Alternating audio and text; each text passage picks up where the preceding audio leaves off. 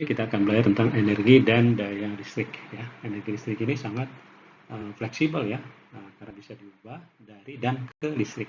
Listrik ke panas, panas ke listrik. Listrik ke gerak, gerak ke listrik, dan seterusnya. Energi listrik yang kita simbolkan dengan W ini didefinisikan sebagai hasil kali tegangan dikali arus dikali waktu. Ya, jadi W sama dengan V. Untuk mudah menghafalnya, kalau kita sudah mendapatkan energi, kita akan merasa apa? V. Nah, nanti bisa dikembangkan. Kita ingat kalau V kan I kali R. Jadi kalau V diganti I kali R, jadinya apa? I kuadrat R kali T. Nah, I diganti V per R, jadinya V kuadrat per R dikali T. Satuan energi dalam SI kita tahu adalah, satuannya adalah Joule. 1 Joule itu adalah tidak lain adalah 1 watt detik. Nah, dalam kehidupan sehari-hari selain Joule, itu yang sering dipakai adalah justru kWh. Ya, dari PLN itu makanya kWh. 1 kWh itu singkatannya kilowatt hour.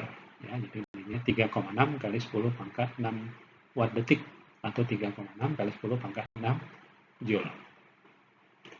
Nah, yang sering dipakai juga dalam kehidupan sehari-hari, misalnya lampu, itu tidak disebutkan energinya, tapi dayanya ya, atau powernya. Satuannya adalah watt. Nah, daya itu disimbolkan sebagai apa? Didefinisikan sebagai seberapa cepat energi atau usaha dilakukan ya. Jadi P sama dengan W per T.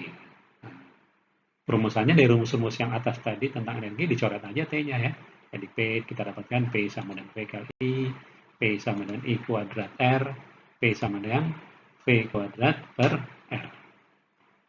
Nah, dalam prakteknya ketika menggunakan soal-soal sering juga ditemukan tentang perbandingan daya ya.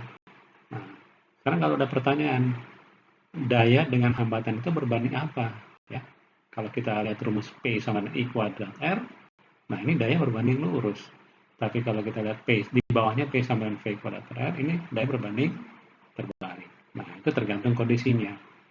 Nah, kalau ada dua buah lampu disusun secara seri seperti gambar ini, kita tahu tadi kalau seri itu apa yang sama?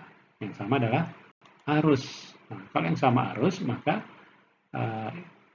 yang sesuai itu adalah kalau kita pakai rumus daya sama dengan I kuadrat R, P sama I kuadrat R. Berarti daya berbanding lurus terhadap hambatan.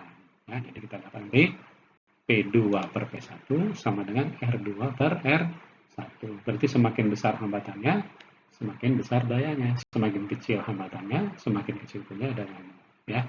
Jadi kalau hambatannya 2 banding 5, ya dayanya juga 2 banding 5. Tapi kalau disusun secara paralel, seperti gambar di sini, maka yang sama adalah tegangannya. Nah, rumus yang tepat untuk menghubungkan ini adalah P sama dengan V kuadrat per R. Berarti daya dengan R berbanding terbalik. Jadi kalau kita tulis P2 per P1 sama dengan R1 per R2. Berarti yang hambatannya besar, dayanya kecil. Yang hambatannya kecil, dayanya besar.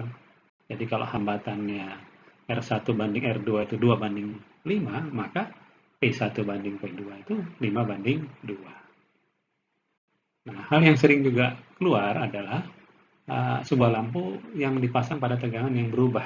Berarti lampunya cuma satu, cuma nanti berubah tegangannya. Beda dengan yang kasus di atas tadi, yang tadi di atas itu apa? Ada 2 buah lampu dibandingkan. Ini satu lampu, tapi keadaannya berubah. Ya, misalnya dari V1 menjadi V2. Nah, jika dalam kondisi ini kita anggap R tetap, berarti kita memakai yang patokannya adalah rumus yang ini, P sama dengan V kuadrat per R. Berarti daya berbanding lurus dengan kuadrat tegangan. Berarti kita tulis apa? P2 per V1 sama dengan V2 per V1 kuadrat. Berarti kalau tegangannya jadi setengah kali, berkurang jadi setengah kali, maka dayanya menjadi 1/4 kali. Kalau tegangannya di 1/3, dayanya menjadi 1/9. Misalnya tadi sebuah lampu ketika dipasang pada tegangan 220 volt, dayanya 100 watt, maka ketika dipasang pada tegangan 110 volt, berarti tegangannya berkurang jadi setengah. Dayanya menjadi 1/4 kalinya, berarti akan menjadi 25 watt. Nah, bagaimana kalau tegangannya diperbesar? Tegangannya jadi 2 kali, dayanya jadi 4 kali. Tapi biasanya lampu akan putus kalau tegangannya jadi dayanya menjadi lebih besar dari kemampuan maksimumnya. Ya, selanjutnya kita akan lihat ke soal-soalnya.